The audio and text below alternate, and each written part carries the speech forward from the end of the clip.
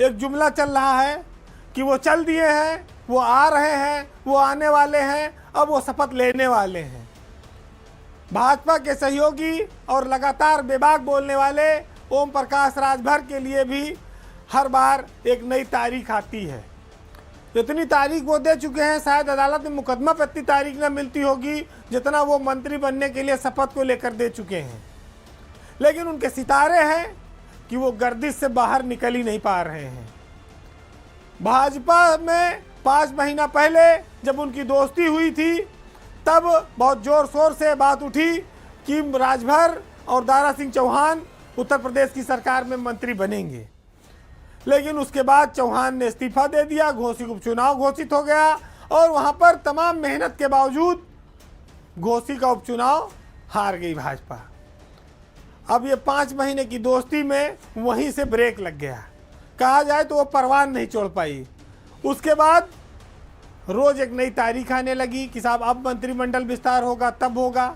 इसी बीच राजभर भी दावा करने लगे कि हम भी बनेंगे और दारा सिंह भी बनेंगे, चाहे हार गए हुए तो कहाँ से।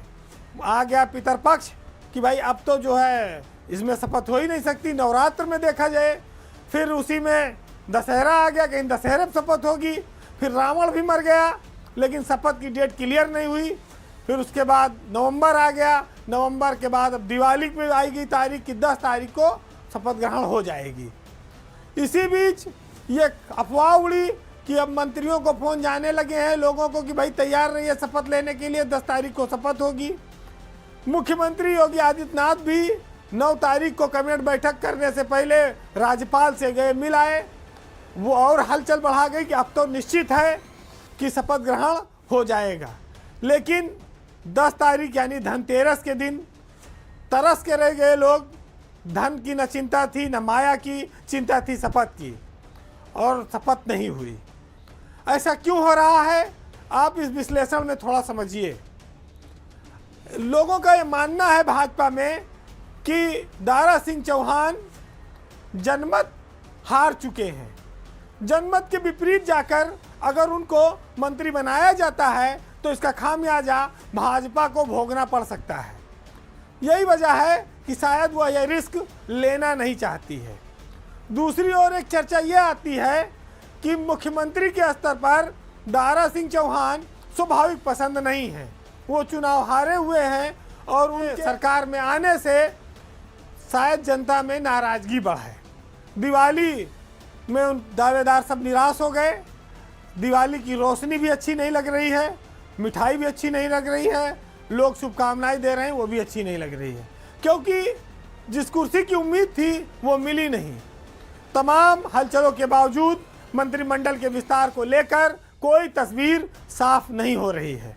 लेकिन भाजपा में एक बात ये जरूर आई कि भाई जब पिछले दिनों 5 राज्यों के चुनाव के बीच यूपी के नेताओं को बुलाकर इतनी लंबी लंबी बैठक की गई, मुख्यमंत्री से लेकर डिप्टी सीएम प्रदेश अध्यक्ष सब गए, तो आखिर उसका रिजल्ट क्या निकला, आखिर उसका कुछ तो दिखना चाहिए था। लेकिन मंत्रिमंडल विस्तार ना हो पाने में कोई दारा सिंह चौहान अकेले नहीं हैं, कुछ और नाम भी हैं जिनको लेकर कुछ पेच फंसे हैं।